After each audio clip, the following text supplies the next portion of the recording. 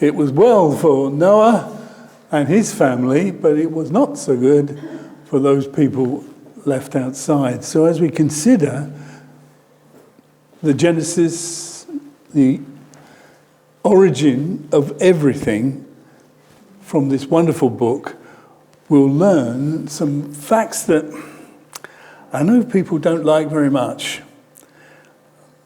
Some of the research I've done this week, you can tell that people do not like the fact that Christians believe there is a flood. In fact,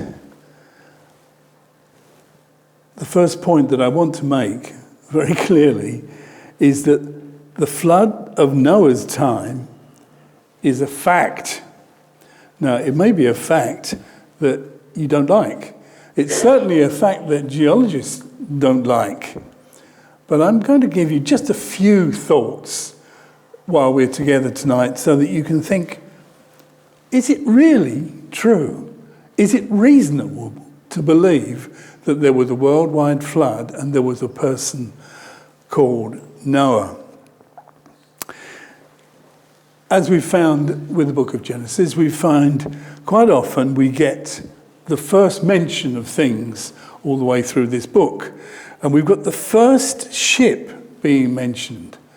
And of course, as you know from the record, that there's,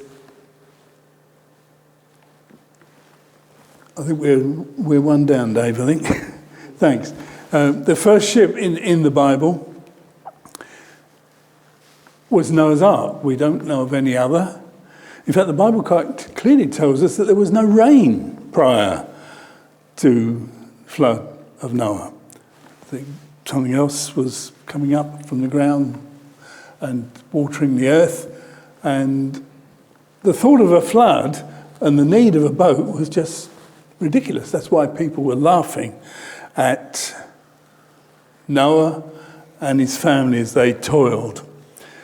The study I've made, maybe round about right, they took about 75 years by the time the sons were old enough to help. I expect they all got involved with their Black & Deckers, or no, they wouldn't have had those in those days, their adze and their axes and their hammers and what have you. And they were putting together this boat, and it took a long time. They may have asked some of the people or hired other people to come along and help them, but we don't know. But they certainly took the plan from God. God gave Noah the plans, and we'll explain a little bit later on just what those plans were and how beautiful that design is and how relevant it is to the tankers and liners that we see on our seas in these days. Remember, Noah lived 350 years after the flood. So he was an old man when he went into the boat, and he lasted eventually 950 years before he died. But his son Shem was still alive in Abraham's time. So let's begin to see how this story isn't just Chinese whispers, send 3 and 4 once we're going to a dance, like the old story of the trench message that went out, send reinforcements, we're going to advance. It didn't get mucked up like that. It was passed on by people who knew, who could verify, who could go back and say, is that so? And of course they could tell them quite definitely it was.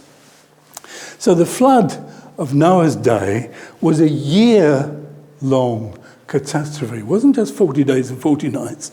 That was the rain. It was a year-long, in fact, over a year possibly, a year-long catastrophe of huge proportions. We can't begin to understand it. It destroyed the pre-flood world completely. It reshaped the continents, buried billions of creatures. Today you'd say, we've got this fossil and that fossil, and they found one the other day, didn't they, in the Isle of Wight, another dinosaur. Great, we find fossils all over. There's billions of fossils, and they're all buried in rock layers all over the earth, and particularly sea creatures and creatures that were in the water anyway, but they were obviously buried very, very quickly. There's fossils of a fish eating another fish. And either the fish didn't taste very nice or he got stuck in his throat. No, he was caught. He was killed by the weight of the sediment coming down on him, that the whole thing was fossilized forever. There was another fish that was giving birth at the same time. There are other animals that were eating at the time, and suddenly there was something catastrophic happened.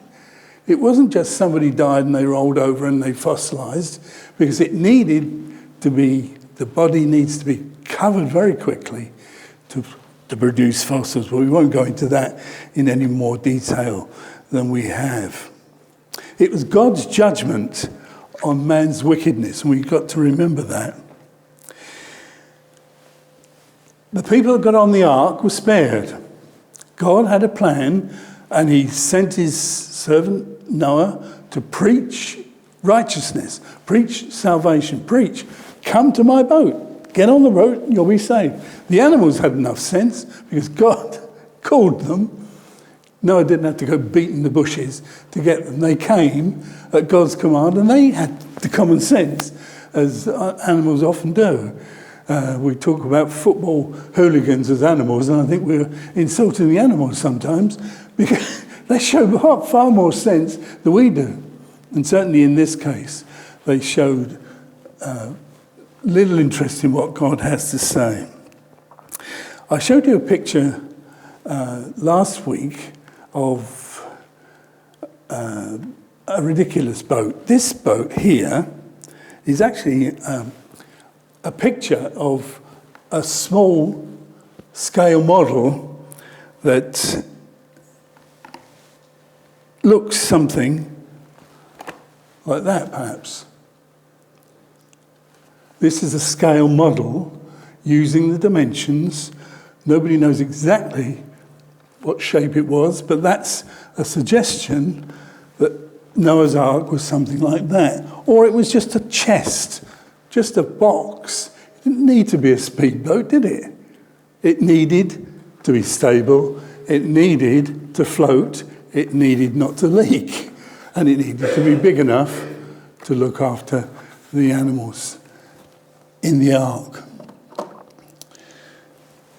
We've got a generation growing up now, they're called millennials. And they frequently laugh at the stories of the Bible. And I wonder why. It's because we have, in Christian bookshops, and I've checked this locally and I've checked it in other places, I've got a slide here of various books and kits that you can buy about Noah's flood. There's just some of them.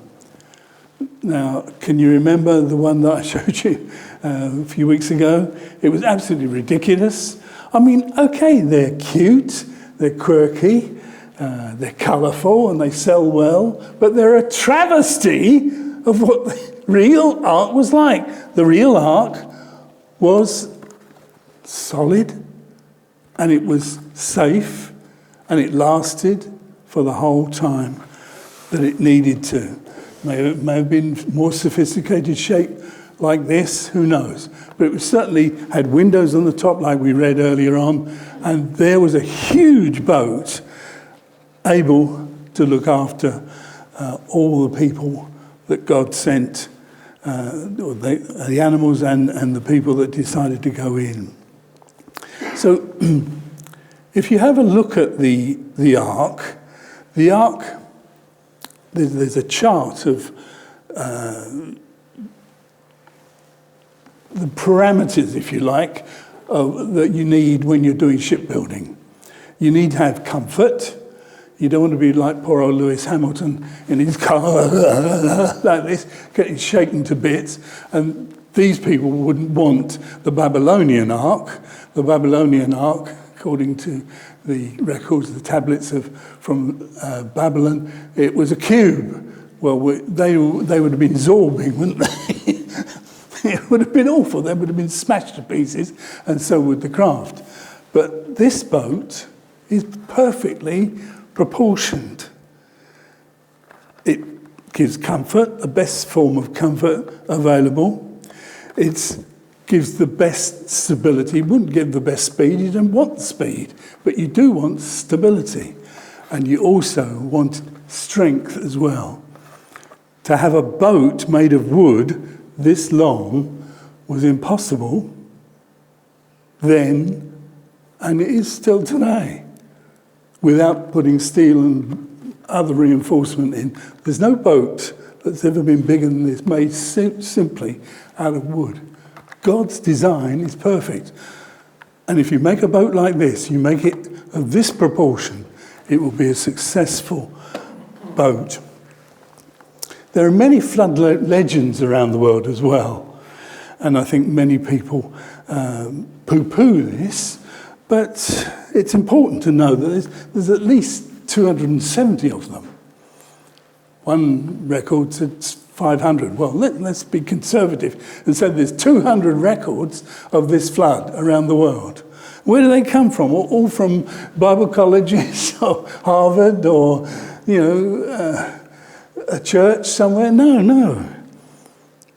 19 different accounts come from North America alone, from the population there.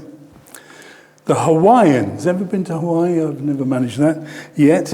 They have a flood story that tells of a time long ago, and after the death of the first man, the world became wicked and a terrible place, exactly what Noah's account says. And look what his name is.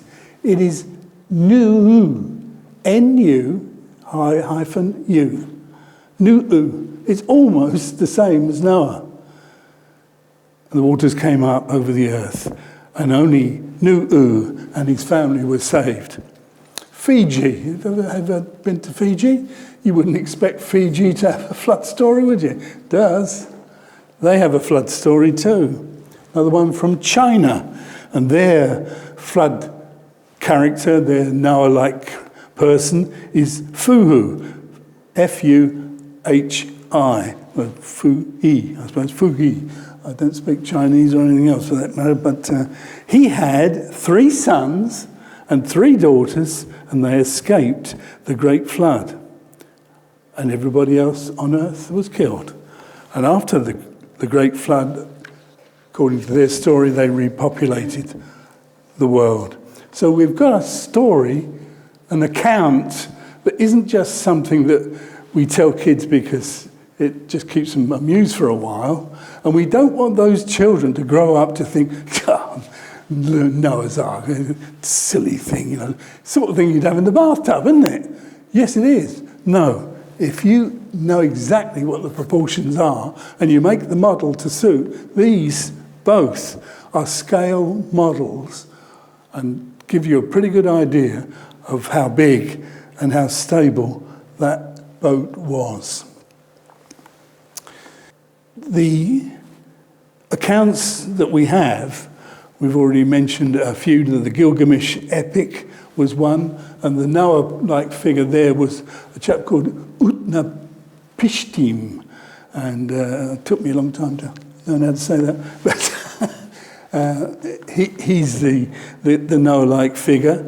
And in the British Museum, there's the Gilgamesh epic is shown there on a clay tablet, and it caused a global sensation when it was discovered, because it's probably the most famous clay tablet in the world, and it's all about, or not all, but it mentions Noah's flood. Then there's the Atrahasis epic as well, of a family that escaped the flood in a ship, and they offer a sacrifice when they leave the ark. Exactly according to the story that we have in the Bible. In fact, the boat was called Preserver of Life. Isn't that interesting in the story? And there was a giant flood that would wipe out all life. Now, many Christians, I've heard them tell me as a young man, and I've heard other people say, oh, it was only a local flood. Heard that one? Doesn't fit. Total nonsense. All life was destroyed, even above the mountains. We don't know how the mountains were shaped at that time because it was such a catastrophic event, waters coming up from underneath. You know, there's vast amounts of waters inside the earth. They broke through and the rain came down, and it was a terrible time of God's judgment upon the world. And we don't know what the old world was like, and the new one was completely different. Jesus obviously believed in Noah because he linked his second coming with the story of Noah. Now, you don't do that. Your major doctrine that you want to share with people that I'm coming again and I'm going to put everything right, you wouldn't fix it to a fairy story, would you? Jesus didn't, because he knew that there was an Adam and Eve, there was a Cain and Abel, and there was Noah and his wife and their family. It's incredible to know. And of course, when he spoke about Jonah, you remember, he was talking about Jonah in connection with his resurrection. So Jesus knew about the Old Testament. He could quote it, he could recite it, and he could talk about these characters. Next time you're in America, don't fall down there. So, if you go to Williamstown, Kentucky, you can find a dirty great big boot. In fact, it's the largest wooden structure in the world. It's made of wood. The Amish and a few others were involved in constructing it. Millions of dollars went into it, and you can go and visit this life-size ark, something along that shape, but big, much bigger than football fields, huge, and it's quite something to behold. I've never been able to go yet, but I'll be very happy to go and have a look over that. If we compare that with other boats, for instance, the one right in the background is the Queen Mary 2. Now, so well, that's bigger than the Ark, yeah, and the Titanic, yeah, that was bigger than the Ark, but they weren't made of wood, were they? They were made of metal as well. And once you get over, like the Wyoming there, that's around about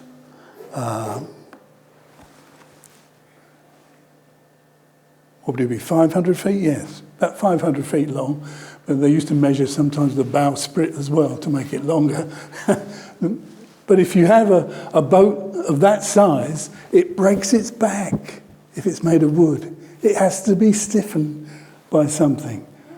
Unless, of course, you've got a perfect designer who tells you how to build it so it doesn't bust and break in half, which it would if we constructed a boat like that these days. In 1980, about 95 miles south of Seattle, that would be the Washington State, not Washington, D.C., so it's up near Vancouver, that sort of area. There's a place called Mount St. Helens. And Mount St. Helens used to look like that. But in 1980 there was an eruption. And the upper 396 meters, or 1,306 feet, blew off the mountain. Huge eruption. Minor compared to some of the things that went on during the flood. This is just an example that we've lived through that makes us say, oh, I see, I get it. And if we look at that particular mountain, we find that it devastated nearly 600 square kilometres. Just that explosion that destroyed an enormous amount of timber, just cut trees down like, as if they were toothpicks, and just wrecked them completely. It was equivalent to many Hiroshima-sized atomic bombs. And that was just an event that's happened in our life. Just a small part of your daily intake of news, maybe. You didn't think very much of it. But if you've got any worries about Noah's flood, check up on Mount St. Helens, and you'll find that there is a little tiny illustration of what obviously happened when there was this huge eruption, this huge catastrophe that went on for a year and afterwards possibly, that changed the face of this world. There's a place called Engineers Canyon. There it is. You say, that looks like the Grand Canyon. I've not been there either. Well, it's only a small version of the Grand Canyon. And you say, there's a river down there. The river eroded it, did it? No, that happened just after this eruption. And it happened within hours, about 9 hours, and that was formed. People say, it takes billions of years for these things to happen. No, it doesn't. Here's another one. A huge gouge that took days that came from this particular event. Then rock layers. I'm sure you've all seen people say, there's the rock layer, there's the picture of the woman. You can get an idea of how tall this is. This all happened in just a few days. And there's all the strata. You go to the Grand Canyon, they say, 1 million years ago it was this, and 2 billion years ago it was this. Not true. We're being told things that are not true. So it's important for us to make sure that we know a little bit about this world so that we can check up and find that God's word is truly the thing that we should remember. Floating trees were found in the lake just down the road, Spirit Lake. If you've ever been to Yellowstone Park, you'll see that there are trees that are in volcanic, where a volcano had erupted, and there they are, buried upright. These trees, with their roots on, were pulled out suddenly by this event, and they just sank to the bottom, and people that had lumber businesses were in dire straits, such a thing, because millions and millions of dollars of timber were just blown away. So Christianity is a reasonable faith. It's something you can test. This is a picture, actually, of somebody who built a boat. I don't know, it's certainly bigger than this, but he built it to this sort of proportion, and he put it on the sea, and it was perfectly stable, and it didn't break in half. And he proved to himself that, yes, God's word is true.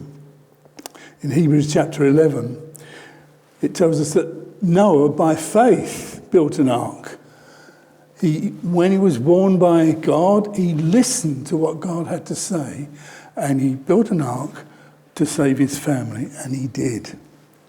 On this ark in Kentucky, I've not been, as I said, but if you do go to it, there is a door on the side of the ark, and we emphasised that when we were reading. There's just one door. You remember God closed it. Some of the other Babylonian events and stories that other people closed it, but God closed the door when he was ready to send the flood. And you'll notice there's a cross on that door, because Jesus later on was going to come and say to the people, I am the door, by me. If any man enter in, or woman, or boy, or girl, they will be saved. It's important for us to recognise that this boat is what technically, in theological terms, we call a type. It just means a symbol. It's something that's similar to Jesus.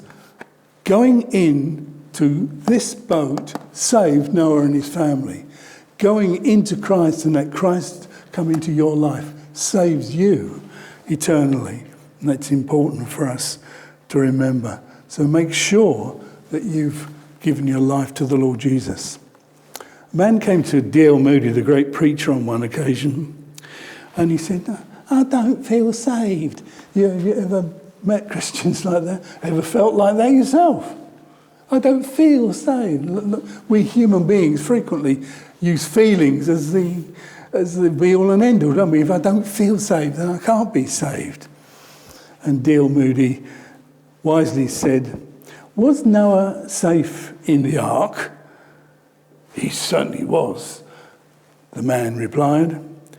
Well, what made him safe? Said Moody. And the inquirer got the point. It was the ark that made him safe, not his feelings. How foolish, he said, I've been. It's not my feeling, it is Christ who saves. So my question to you is, have you entered the ark? Now, we haven't got a flood to face these days, but as we've mentioned before, God has promised that he will judge this world again, not by a flood, but by fire. He's coming to judge this wicked world, and we're part of it. And if we come to the cross in repentance and enter through Jesus Christ, we can be saved. It's the only way that we can know that we are saved.